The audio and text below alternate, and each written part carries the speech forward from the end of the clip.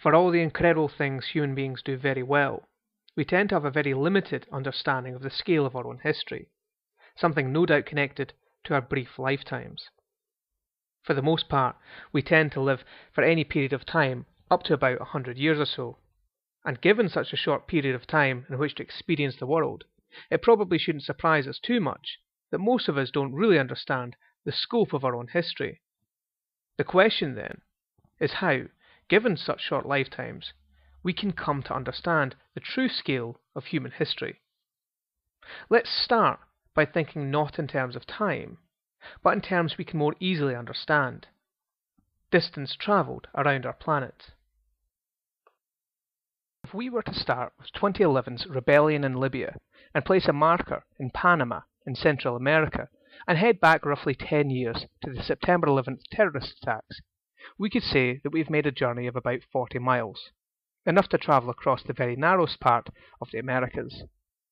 On this same scale, a leap back to the construction of the Berlin Wall in 1961 would see us travelling some short distance further, out of Panama and into Colombia. But even this larger leap back in time would translate only into another short journey, and even by heading back to the end of the First World War in 1918, we would still find ourselves just creeping across South America. However, it should be noted that even though our journey across the Earth has covered only a short distance, this translates into a period of about 90 years, more than most of us will probably spend on this Earth.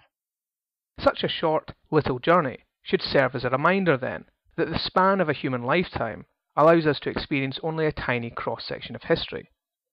If the Earth represents a scale against which our recorded history can be measured, each of us makes only a short journey across the land over the course of our lifetimes. But let's not forget that even within such a tiny time frame, many large, world-shaping events can take place. From the Arab Spring we are currently watching on the news, our journey has already seen us witness the rise and fall of the Berlin Wall, 2 world wars, and the coming of voting rights for women in Britain. But for all that, we've only experienced a tiny fraction of our history. By jumping back almost another full century to the invention of the steam engine in 1814, we take another lifetime's leap back across our globe, continuing our way through South America. But it is only when we push back to the publication of Isaac Newton's Optic in 1704 that we finally pass into the open Atlantic Ocean, a jump that includes the formation of the United States, the Enlightenment, and the French Revolution. If we jump back almost another 200 years, to the time when Martin Luther was nailing his 95 Theses to the door of Wittenberg Cathedral, kicking off the Protestant Reformation, we find ourselves thoroughly at sea. But even then, we've still only travelled a fraction of the way around the globe. If we wanted to leap across the ocean entirely, we would need to leap past Columbus's voyage to America in 1492, the invention of the printing press in 1450, the commencement of Genghis Khan's campaign across Asia in the early 1200s, the Battle of Hastings in 1066. In fact, we'd have to go all the way back to the founding of the Korean Goryeo dynasty in the year 935 AD. Pushing all the way through the next 1,000 years of history, we quickly pass by the Middle Ages, the crowning of Charlemagne by Pope Leo III in the year 800, the collapse of the Roman Empire around 476 AD, before arriving at the rise of that same empire in the year 44 BC. Continuing our voyage, we pass deeper into the Classical Age, witnessing the birth of the Roman Republic around 508 BC, the rise of Greek civilization around 800 BC, before finally arriving at the fall of Troy around the year 1200 BC. Between this event and the construction of the Great Pyramid in Giza lies almost another millennium and a half, until finally we finish our circumnavigation of recorded history with the development of writing approximately 6,000 years ago.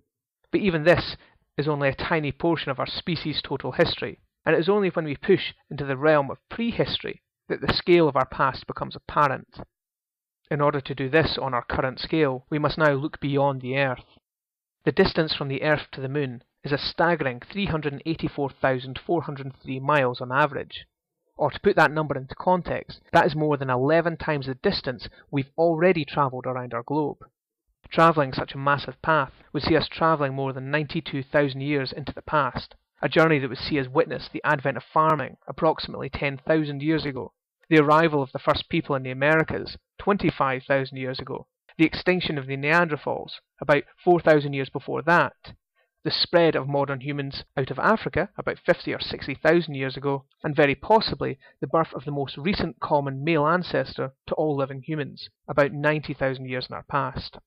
But even at this distant and remote point, we are still not even halfway through the history of the modern human species. Indeed, we would need to travel another 60,000 years into our past, or 2/3 of the distance between the Earth and the Moon again, before reaching the female ancestor common to all modern humans, a time when our species may have teetered perilously upon the edge of extinction, when there were perhaps as few as 20,000 adults capable of reproducing.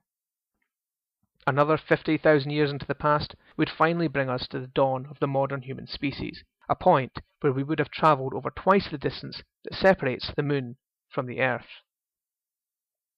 Placing us into the broadest possible context would require even vaster numbers than these. By the time we reach the end days of Homo erectus 1.8 million years ago, we would have been sent hurtling out into the solar system.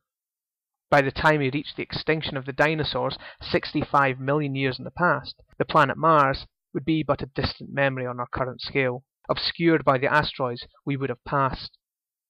To reach the birth of the dinosaurs, we would need to travel past both Jupiter and Saturn, a distance that loses almost all meaning when it is given in miles. Compared to our initial journey of a lifetime, a short crawl across South America, such distances are almost impossible to imagine. But they should place into context the scale of the histories we create and witness within our own lifetime. They should also place into context the tiny scope of our recorded history, and even the much larger journey our modern human species has embarked upon over the past 200,000 years.